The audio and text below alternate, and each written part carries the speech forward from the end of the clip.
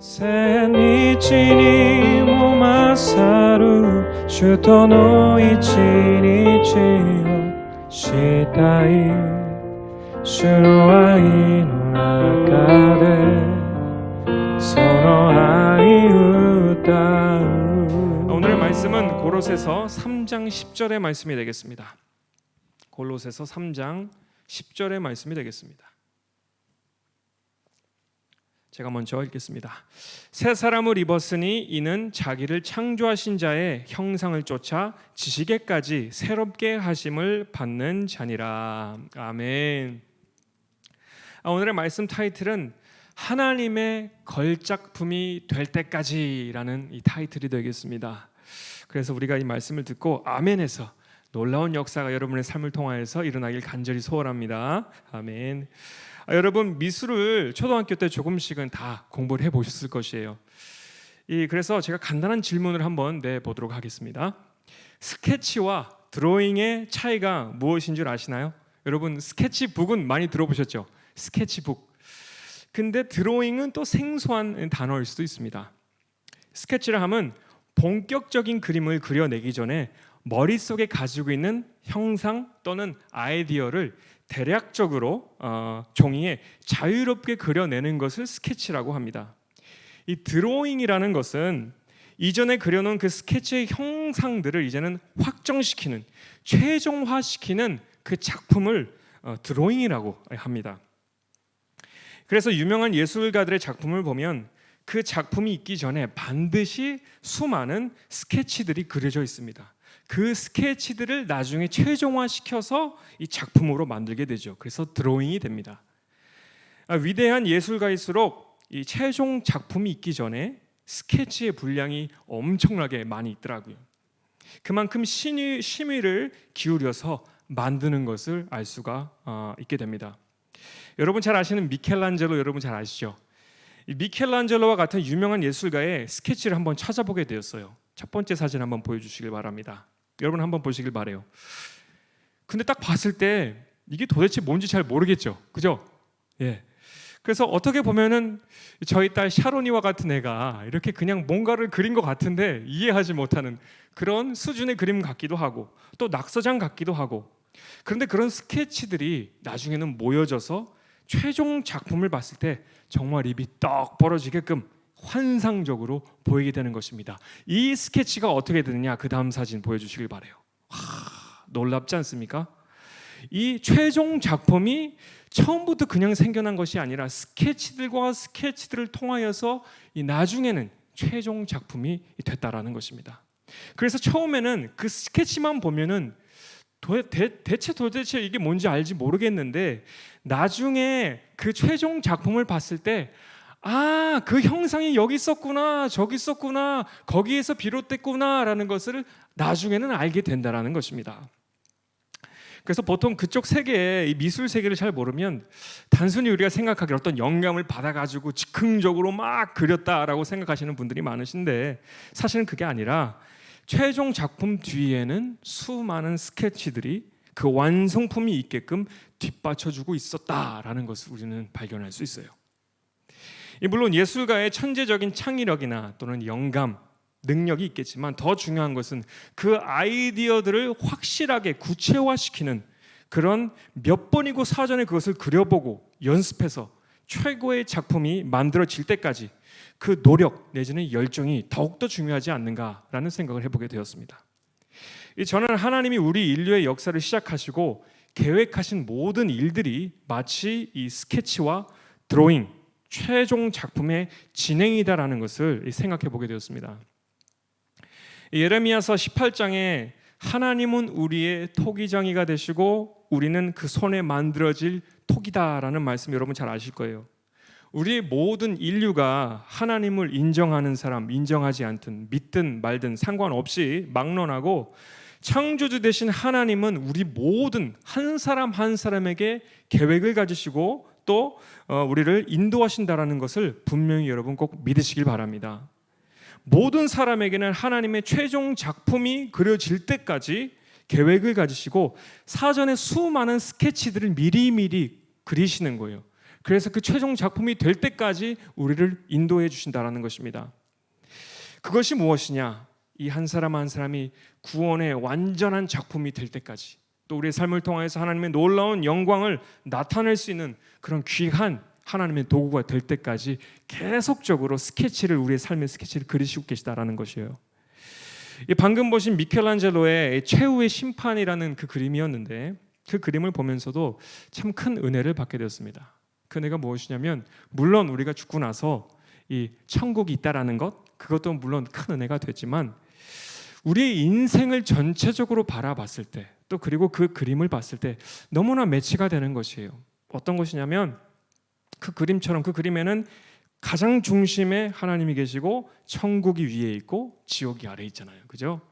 근데 그 그림을 보면서 우리의 삶을 통하여서 우리의 인생의 많은 부분 속에 천국과 같은 그런 행복하고 감사하고 기쁘고 좋았던 장면들이 있었더라면, 또 반대로 이것이 내가 지금 살고 있는 건가, 지옥인가 알지 못할 정도로 너무나 힘들고 마음에 고통이 되고 또 큰 짐을 메고 있는 것 같은 그런 순간들도 우리의 삶에 있지 않았습니까? 솔직하게, 그죠?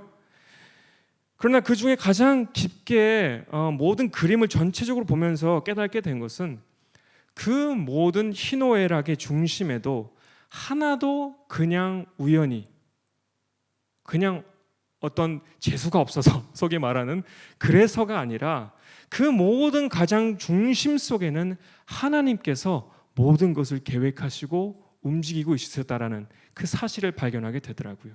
좋았던 일들 또한 하나님께서 인도하셨지만, 어려운 일들 또한 하나님께서는 그 속에서 일하시고 계셨다. 우리를 인도하고 계셨다. 그것 또한 하나님의 계획 속에 있었다라는 것을 발견하게 된다는 것입니다. 무엇을 위해서? 완성된 작품을 만들기 위해서, 하나님의 영광을 나타내는 우리의 삶을 통해서, 그러기 위해서 우리를 인도하셨다. 저는 이 하나님의 전체적인 계획을 생각해 보니까 마음속에 이런 고백이 되더라고요. 예전에는 깨닫지 못했던 큰 은혜가 이렇게 오게 되더라고요. 그것이 무엇이냐면 이런 고백이에요. 시편 144편 3절의 말씀이 되겠습니다. 같이 읽겠습니다. 여호와여, 사람이 무엇이간데 주께서 저를 알아주시며 인생이 무엇이간데 저를 생각하시나이까. 아멘. 하나님이 나라는 사람이 도대체 내가 뭐라고, 내가 어떤 그런 중요한 존재라고 내 삶에 오셔서 나의 삶을 관여하시고 나를 알아주시고 나를 생각하십니까? 이것이 큰 은혜가 되는 거예요. 예전에는 생각하지 못했던 그 부분인데, 하나님의 정말로 그 인생을 통해서 역사하시는 그 은혜를 깨닫게 되니까, 좋을 때도 나쁠 때도 우리를 인도하시는 그 하나님, 그것 또한 허락하시는 그 하나님의 그 발자취, 우리의 인도하심을 보니까 이게 정말 은혜 중에 은혜다라는 것을 깨닫게 되더라고요. 아멘. 뭔가 더 하나님께 받고, 뭔가 문제 해결을 받고, 그것도 물론 은혜겠지만 더 큰 은혜 중에 은혜는, 나는 다 잘 모르겠어요. 왜 하나님께서 나를 사랑하시는지, 나 같은 죄인을 왜 사랑하시는지 나는 도대체 모르겠어요. 근데 하나님은 사랑하고 계시다는 거예요. 왜 나 같은 그런 미지매나한 인생을 창조주 되신 하나님께서 생각하시고 관대히 여기시고 인도하시고 관여하시는지, 그것을 나는 모르겠는데 하나님은 하고 계시다라는 것이에요. 이것이 정말 은혜 중에 은혜 아닙니까? 이 사회라는 것은 정말 우리 한 사람 한 사람을 마치 모든 그 지구가 돌아가고 있다라면 그 중심에 있다, 나를 통해서 돌아가는 세상이라고 생각하게 만드는 그런 시대입니다. 그래서 내가 되게 뭐가 된 줄 알아요. 그렇게 가르치죠. 너는 특별해, 특별해, 특별해. 근데 정말 우리가 특별하게 생각하잖아요, 그죠? 근데 정말 하나님의 시각으로 봤을 때에는 우리가 어떤 모습이냐, 다 똑같아요. 다 똑같아. 다 죄인이고 다 의로운 자는 하나도 없고, 하나님이 보시기에는 합당한 자가 한 사람도 없다라는 것이. 근데 중요한 것은 하나님의 사랑을 통해서 우리를 바라보고 계시다라는 것입니다. 정말 그것은 우리가 매일 깨달아야 되는 은혜예요. 우리가 아무리 신앙생활을 오게 하고 좋은 일을 많이 하고 의로운 일을 많이 했다라고 해서 내가 높아지는 것이 아니라, 나는 항상 그 자리에, 하나님이 보시기에는. 근데 우리를 지속적으로 사랑하시는, 인도하시는 그 하나님이시다라는 것을 꼭 기억하시길 바랍니다. 우리는 시간과 장소라는 한계 속에 거해 있기 때문에 이 전체적인 것을 볼 수가 없어요. 우리의 인생의 그 큰 그림을 볼 수가 없어요. 그 중간중간에 있는 그 모습, 지금 현재 상황 속에 일어나는 그 부분적인 것들은 볼 수 있어도 큰 그림을 볼 수 없는 그런 존재다라는 것입니다. 그래서 인생에 일어나는 모든 희노애락을 하나님에 대한 전적인 그 인도하심과 믿음이 없이는 이해한다라는 것은 불가능한 일입니다. 우리 인간을 향한 하나님의 그 최종 목적을 이해하지 못하면 이 믿음 생활이라는 것이요, 파도에 떠밀려 내려가는 배와 같이 올라갔다가 내려갔다가 또 올라갔다가 내려갔다가 하는 이 오르락 내리락의 반복일 것이에요. 좋은 일이 생기면 물론 하나님께 나와서 감사하고 기뻐하고 즐거워하고 기도 응답이 있고 치유가 있고 놀라운 어떤 승진을 하고 이러면은 하나님께 정말 감사해야 하죠. 그죠? 우리 모두 그렇잖아요. 근데 조금 어떤 일이 생기면, 내 마음에 들지 않는 일이 생기면, 내가 원하지 않는 일들이 생기게 되면 어떻게 돼요? 마음속에 이런 일들이 점차 쌓이게 되면은, 저도 예전에 그랬지만 여러분들도 분명히 그랬을 거예요. 하나님이 분명 살아계시긴 한가? 라는 의심. 나는 분명히 하나님께 잘한다고 하는데 왜 하나님은 이런 일들을 허락하시지? 난 이해하지 못하겠어. 라는 그런 의심들이 머릿속에 계속 아주 뭐라고 할까요? 그 불면증처럼 지속적으로 우리 안에서 계속 생겨나는 것입니다. 제가 데살로니가 전서 5장의 말씀이 저는 이 늘 목에 가시 걸린 것처럼 좀 이해하기가 어려운, 감당하기가 어려운 그런 말씀이기도 했어요. 여러분도 그러실지 모르겠습니다만 이 데살로니가 전서 5장의 말씀에 항상 기뻐하라, 쉬지 말고 기도하라, 범사에 감사하라 라는 말씀, 그 단어 자체만 들으면 되게 그래, 범사에 감사해야지, 항상 기뻐해야지, 쉬지 말고 기도해야지 라는 것은 우리가 머리로서는 알고 있죠. 그러나 그 데살로니가전서 5장에 쭉 읽다 보면은 우리가 어떤 상황에도 이렇게 감사하고 기뻐하고 기도해야 되는가라는 그 전제 조건이 나오는데, 사실은 항상 기뻐하고 감사하고 기도가 나오지 않는, 여기서 올라오지 않는 그런 상황에도 하라라고 라는 말씀이 기록되어 있습니다. 예를 들자면 이런 것이에요. 덕을 세우고 규모 없는 자들에게 권계하고 마음이 약한 자들을 안위하고 힘이 없는 자들을 붙들어주고 모든 사람에 대해서 오래 참고 누구에든지 악으로 악을 갚지 말고 항상 선을 쫓으며. 그런데 이런 상황 속에서도 항상 기뻐하고 감사하고 기도하라라는 것이에요. 여러분, 이게 됩니까? 되겠습니까? 정말 어려운 일이죠. 그죠? 우리가 이렇게 큰 하나님의 이 전에 나와서 예배를 드리고 말씀을 듣고 은혜 받는 이야기를 많이 들으면 아멘, 그렇게 한번 살아보겠습니다. 어떤 도전을 받잖아요. 은혜 받잖아요. 근데 여러분 잘 아시는 것처럼 이 자리에서 딱 작정을 했어요. 근데 이 문을 나아가는 그 순간 어떤 일이 일어납니까? 영적인 싸움이 그때부터 시작되는 거예요. 나는 하나님의 말씀대로 살아보려고 정말 도전해 보려고 하는데 우리의 가정으로 돌아가고 우리의 직장으로 돌아가고 또 우리의 각 학교로 돌아가고 이렇게 돌아가 보면 내 은혜를 뺏으려고 하는 그 많은 존재들, 또 요소들, 상황들, 환경들이 있는 것이 사실이잖아요. 그죠? 이것은 우리가 인정해야 될 것은 인정해야 돼. 아니 그런 일 없는데요 라고 하면은 사실 효과가 없어요. 하나님의 말씀은 솔직하게.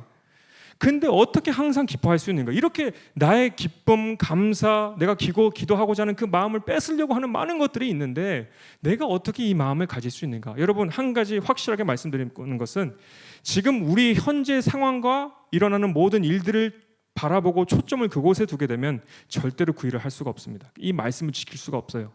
그럼 우리가 항상 어디를 봐야 되는가? 어디에 초점을 맞춰야 되는가? 우리의 눈이 어디에 있어야 되는가? 그 근원을 바로 찾아야지 이 말씀을 행할 수가 있습니다. 데살로니가전서 초반부를 보시면 모든 감사, 기쁨, 기도할 수 있는 이 원동력, 이것은 현재 우리의 삶의 모습에서 나오는 것이 아니라 하나님의 완전하신 계획 속에 우리가 있고 우리를 빛의 자녀로 삼으셨고 낯의 자녀로 우리를 부르셨고 인도하신다라는 것. 그래서 그 계획, 하나님의 그 큰 그림을 볼 수 있을 때 모든 것에 대해서 우리가 감사와 기쁨과 또 기도로서 주님 앞에 나아갈 수 있다는 것입니다. 그러면서 데살로니가전서 5장 4절에서 5절 말씀에 이런 말씀이 있습니다. 같이 읽을게요. 형제들아, 너희는 어둠에 있지 아니하매 그 날이 도적같이 너희에게 임하지 못하리니 너희는 다 빛의 아들이요 낯의 아들이라. 우리가 밤이나 어둠에 속하지 아니하나니. 아멘. 그러니까 우리는 보통 사람이랑 다르다라는 것이에요. 하나님의 계획 속에 우리는 있다라는 것이에요. 그리고 결국 저와 여러분을 하나님의 그 걸작품을 만드시기 위해서 우리를 통해서 지금 훈련하고 계시다라는 것이에요. 우리는 하나님의 손에 들어가 있고 우리를 자꾸 빚고 계시다라는 것이에요. 그것이 때로는 좋은 일이 될 수도 있고요, 때로는 우리에게 어려운 일이 될 수도 있어요. 그러나 중요한 것은 그 모든 것이 하나님의 계획 속에, 하나님의 허락하심 속에 일어나고 있다라는 것을 꼭 기억하시길 바랍니다. 아멘. 그래서 그 일을 통하여서 무엇을 원하시는가? 우리가 더욱더 거룩한 사람이 되도록, 더욱더 하나님을 닮은 사람이 되도록, 그 하나님의 형상에 알맞는 형상으로 우리를 만들어가고 계시는 그 계획이 있다라는 것 꼭 기억하시길 바랍니다. 그래서 9절에는 또 이런 말씀이 있습니다. 하나님이 우리를 세우심은 노하심에 이르게 하심이 아니요 오직 우리 주 예수 그리스도로 말미암아 구원을 얻게 하신 것이라. 아멘. 이 구원의 계획을 가지시고 우리를 통하여서 인도하시는 그 하나님의 놀라운 손길에 감사하는, 그래서 항상 기뻐하고 쉬지 말고 기도하고 항상 기도할 수 있는, 또 범사에 감사할 수 있는 저와 여러분 되시기를 예수 그리스도 이름으로 축복합니다. 아멘. 제가 브라질에서 살 때 이 부모님이 이 목회로 워낙 바쁘셔서 아침 일찍 나가셔서 저녁 늦게나 이렇게 돌아오시니까 좀처럼 가족끼리의 시간이라는 것이 없었어요. 특히 이 대신방 기간이 찾아오면은 몇 달간을 새벽 예배 때부터 나가셔서, 그때는 이제 새벽 5시니까 그때 나가셔서 저희가 자고 있을 때 그때 돌아오시는 것이 아주 대신방 기간에 그냥 일어나는 루틴이에요. 그래서 저희는 그냥 그러려니 하거든요.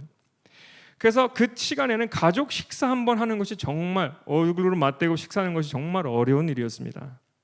그런데 대신방 기간이 끝나면 아버지께서 저희를 외식하러 데려가셨어요. 그리고 저와 저희 형님에게는 이 가족끼리 함께 외식하는 시간이 너무 설레고 기대가 되는 그런 순간이었습니다. 그렇게 차에 타고 출발할 때 저희는 아버지께 여쭤봐요. 아버지, 오늘 뭐 먹으러 가요? 어디로 가요? 라고 이렇게 물어봅니다. 그러면은 아버지께서 항상 똑같이 하시는 대답이 있어요. 뭐냐면 운전하는 사람 맘이지 라고 이렇게 항상 말씀하셨어요.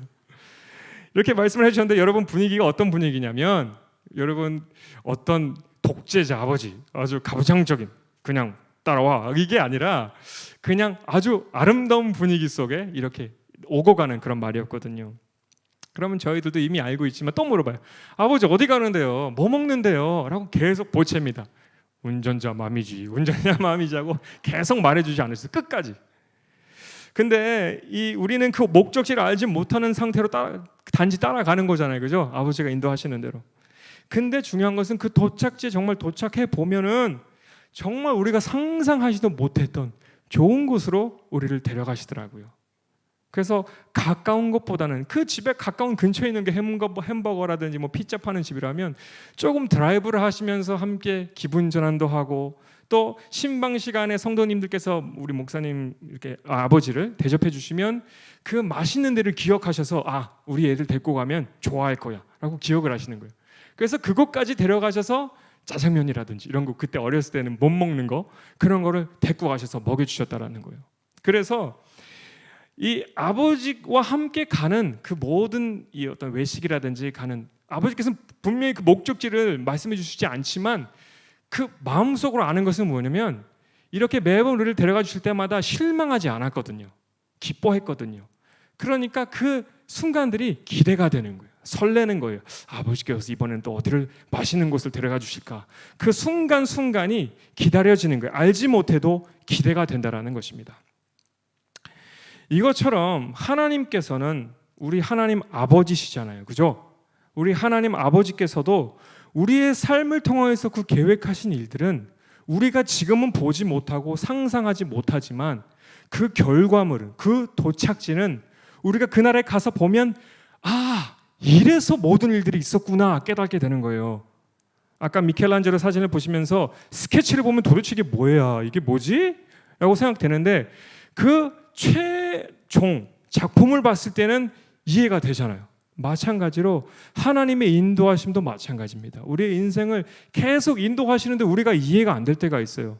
기도 응답이 왜 안 되지? 답답하고 힘들고, 그러나 중요한 것은 그 모든 순간에도 하나님께서 인도하셔서 우리가 상상하지도 못하는 그 좋은 걸로, 좋은 길로, 좋은 곳으로 우리를 인도하신다는 것을 꼭 믿으시길 바랍니다. 아멘. 그래서 우리를 통해서 하나님의 영광을 나타내는 그 거룩한 성품에 이르도록 우리를 인도하시는 하나님, 얼마나 감사한지 모릅니다. 제가 사실은 이 말씀이 여기서 딱 끝났으면 정말 은혜 받고 할렐루야 감사합니다 라고 끝냈으면 정말 좋겠다라는 생각이 저도 이 말씀을 준비하면서 들었거든요. 그래서 주일 예배인 만큼 은혜 위주로 해서 말씀을 전하자라는 생각으로 시작을 했는데, 점차 가면서 자꾸 하나님께서 주시는 이 뭐라고 할까요? 부담감이라고 할까요?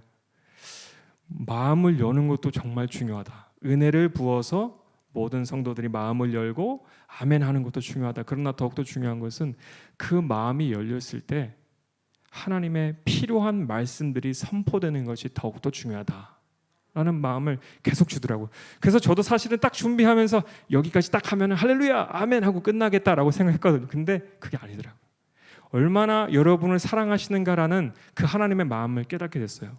이 일을 통해서 말씀하고자 하시는구나. 지속적으로 그 필요한 부분들을 깨닫게 하도록 열심을 가지고 있으니까, 들으려고 하니까 이 말씀을 더욱더 주시길 바라시는구나라는 생각이 들면서 여기서 끝나는 것이 아니라 그런 필요한 하나님의 말씀을 뿌려야겠다라는 생각으로 그 다음 말씀 우리가 열린 마음으로 들으면 참 감사하겠습니다. 이 하나님은 우리의 삶을 계획하시다라고 말씀드렸습니다. 그리고 우리를 인도하신다. 최종 작품이 될 때까지 우리를 이렇게 도와주신다. 스케치를 계속 만드신다라고 말씀드렸는데, 그 최종 작품이 되기까지는 우리가 무엇이 필요하냐면 아멘, 그 뜻이 이루기를 바랍니다. 순종하는 것이 절대적으로 필요해요. 하나님이 그냥 억지로 우리를 끌어가시는 것이 아니라 어떤 개목걸이로 우리를 이렇게 끌어당기시는 것이 아니라 하나님께서에게는 우리에게 순종이라는 것이 반드시 필요합니다. 그래서 함께 이 합의, 동의가 반드시 필요해야지 우리 삶의 최종 작품이 되는데요. 이것에 대해서 좀 얘기를 하고자 하는데, 우리 인생의 걸작품을 계획하고 계시지만 진짜 그 걸작품이 완성되기까지는 우리가 필요한 것은 바로 순종이다. 하나님의 마음은 변함없이 디모데전서 2장 4절의 말씀처럼 하나님은 모든 사람이 구원을 받으며 진리를 아는 데 이르기를 원하신다. 한 사람도 빠짐없이 다 구원받기를 원하시고 진리에 이르기를 아는 데 이르기를 원하시는데, 아담 때부터 이 최후의 심판이 이르기까지 하나님의 마음은 그때나 지금이나 변함없습니다. 똑같아요.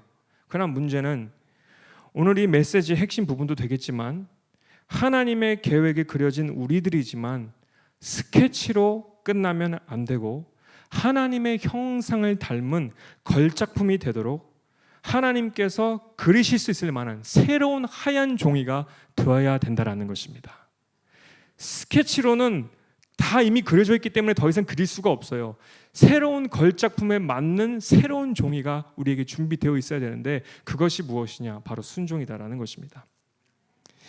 여러분, 하나님은 우리 인간에 대해서 상당히 궁금해하시는 것이 있어요. 우리 또한 하나님에 대해서 여러 가지 궁금한 것이 많죠.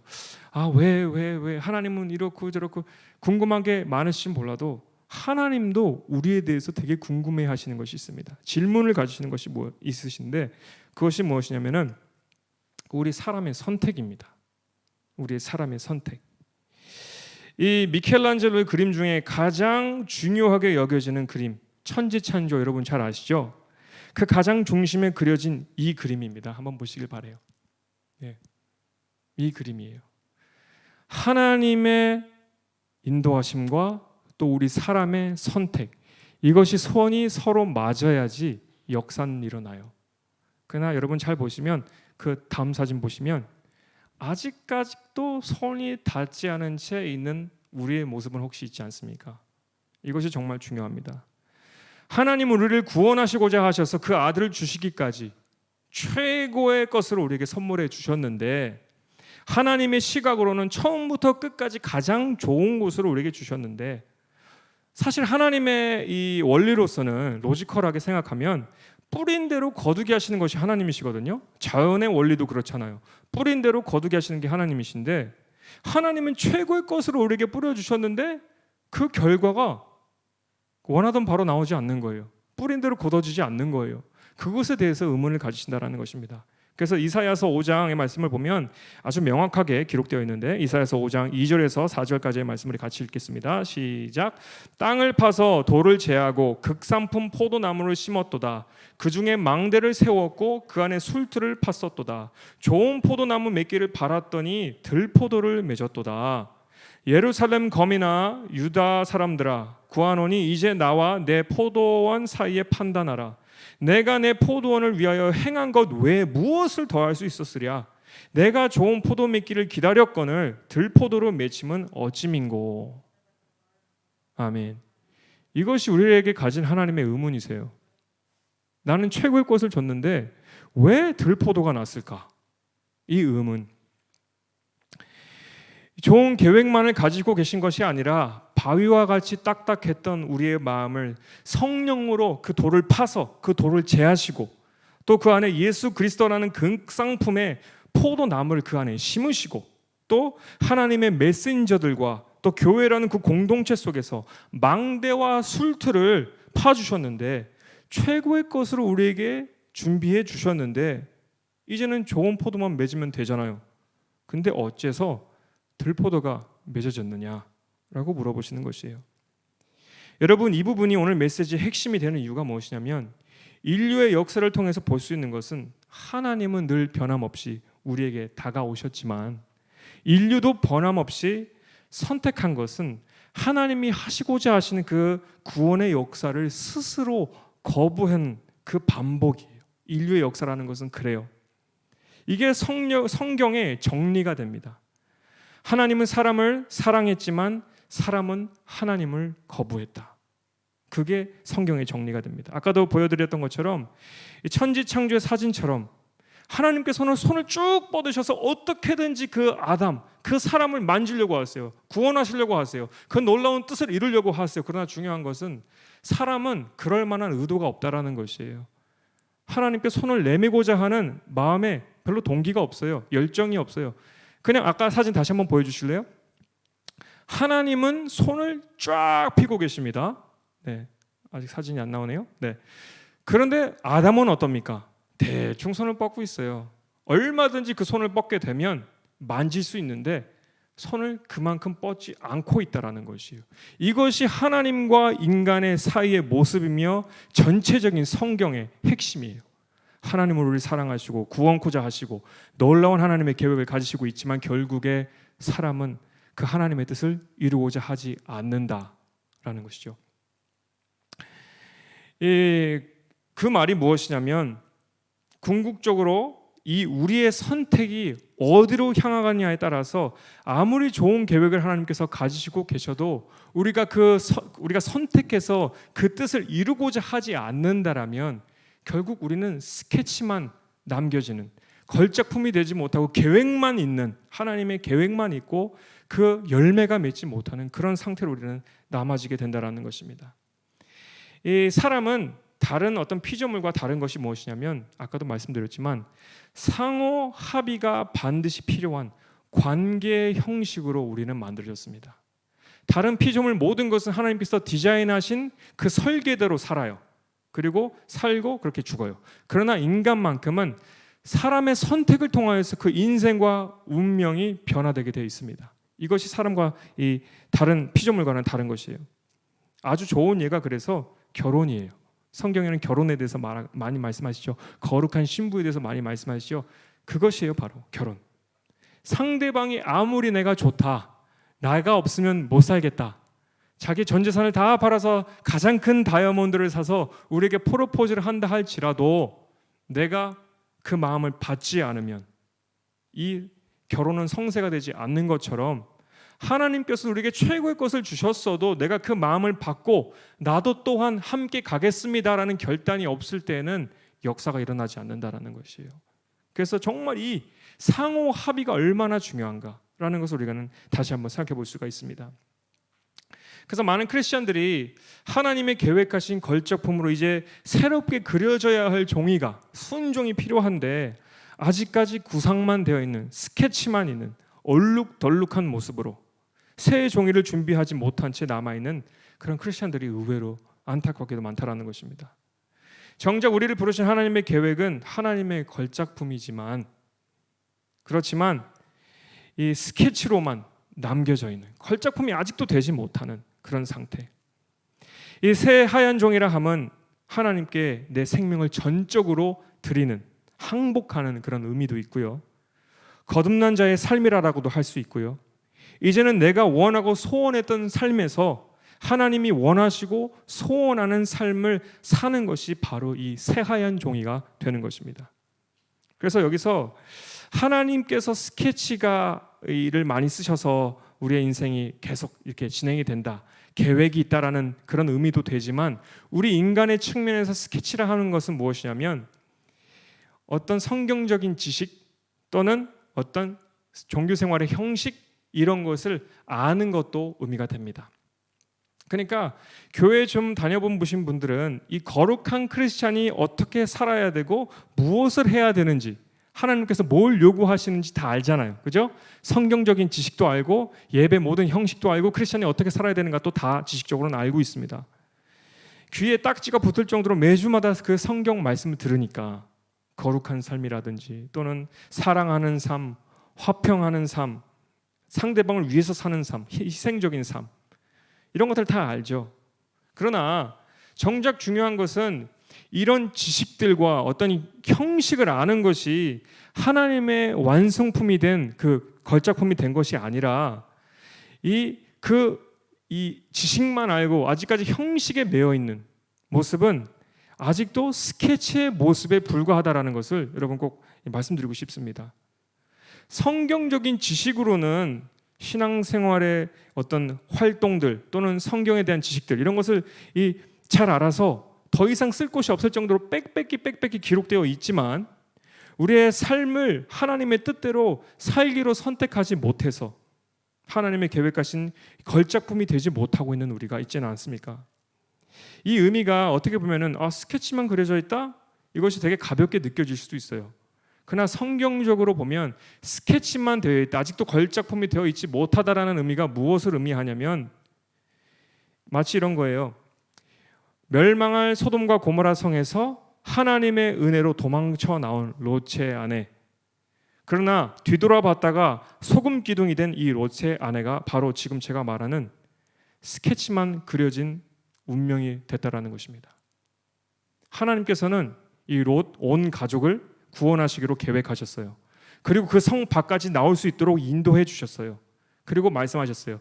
뒤돌아보지 말고 내가 너에게 명한 곳으로 가라. 그것이 하나님의 명령이셨죠.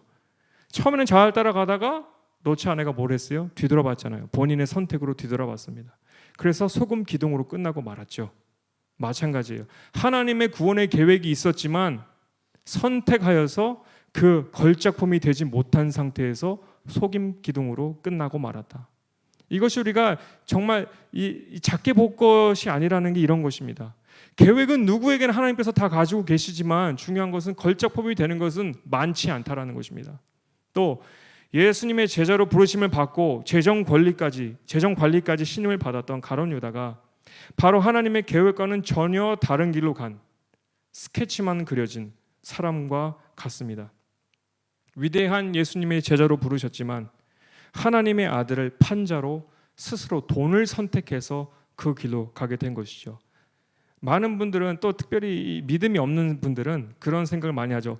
가룟 유다의 운명을 하나님께서는 다 아셨으니까 그러면 하나님께서 그 운명으로 나가게끔 계획하신 거 아니야? 라고 오해를 하시지만, 저는 이 하나님의 말씀을 볼 때마다, 그 계획을 볼 때마다 깨닫게 되는 것이 무엇이냐면, 재정 관리를 하게끔 그 사역까지 주신 것은 하나님께서 가룟 유다에게 지속적인 기회를 주신 것이에요. 난 너를 믿어. 다시 한번. 그러나 가룟 유다의 마음이 무엇입니까? 계속적으로 돈을 선택했어요. 또 돈을 선택했어요. 나중에는 그 마음을, 예수님을 팔기로 그 마음을 결단했을 때 사단이 그 마음으로 들어오죠. 이것은 가룟 유다의 선택이었습니다. 그 운명을 하나님께서 지으신 것이 아니에요. 그것을 우리가 볼 수 있다는 것입니다.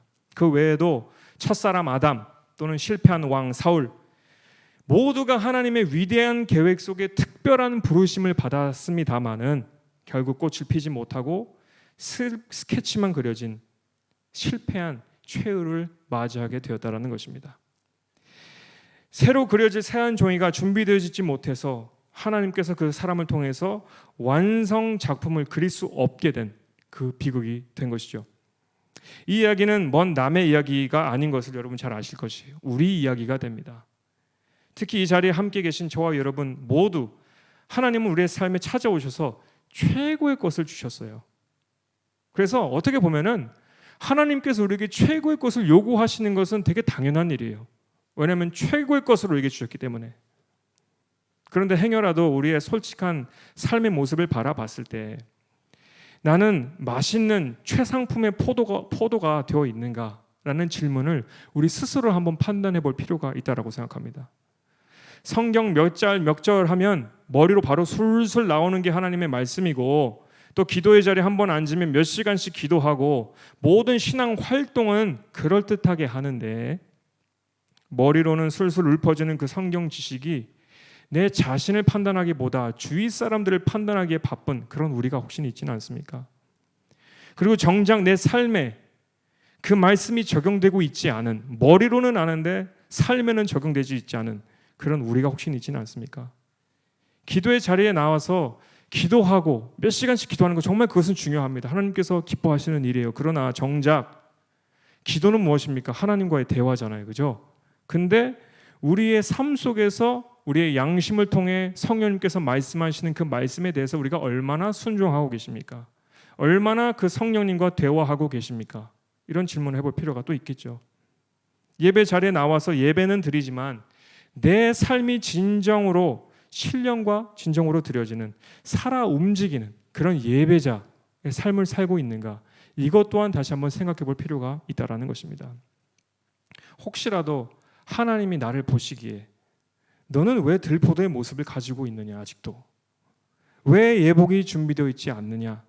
왜 잎사귀는 무성한데 열매를 맺지 못하는 그런 모습을 가지고 있느냐?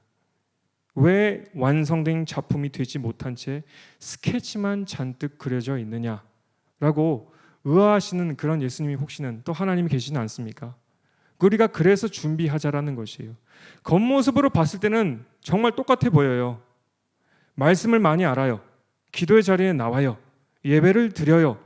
그러나 실제로 우리의 삶 속에서 이것이 연결되어서 드려지는가 안 드려지는가는 우리 한 사람 한 사람이 더욱더 잘 알 것이에요. 그죠? 말씀을 아는 대로 삶에서 순종하고 또 우리가 기도하는 대로 성령님과 늘 우리의 마음속에서 말씀하시는 그분의 음성을 따라서 살아가는 것. 그래서 진정한 예배자로서 이 예배 시간뿐만이 아니라 모든 삶에서 처음과 끝까지 변함없는 그 모습을 하나님께서는 원하신다라는 것입니다.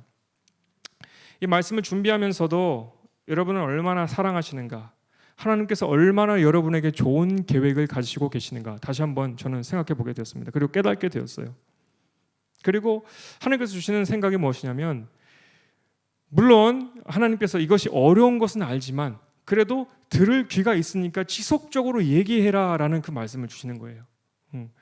어떤 케이스는 하나님께서는 징계하는 자들을 하나님께서는 사랑하시니까 징계한다라는 말씀을 하시잖아요. 그러니까 아직도 우리 마음속에는 하고자 하는 그 마음은 있는데 이것이 어려워서 맨날 실패하고 실족하는 그런 우리의 모습들. 그러나 중요한 것은 계속 도전해라. 그렇게 잘 가고 있다라는 그런 메시지를 계속 하나님께서는 주시는 거예요. 이것이 바로 우리를 향한 하나님의 마음입니다. 저도 똑같습니다. 머리로 알고 있는 것이 끝나는 것이 아니라 삶에서 행하는 것. 또 성령께서 주시는 그 양심의 소리를 늘 순종해서 이 사람에게 이렇게 말하면 안 되지. 상처가 될 수도 있어. 그래, 내 마음은 이렇게 지금 올라오고 있지만 화가 나지만 그래도 이렇게 하면 안 되지. 그 성령의 음성에 순종하는 우리. 그래서 진정한 예배자가 되는 것.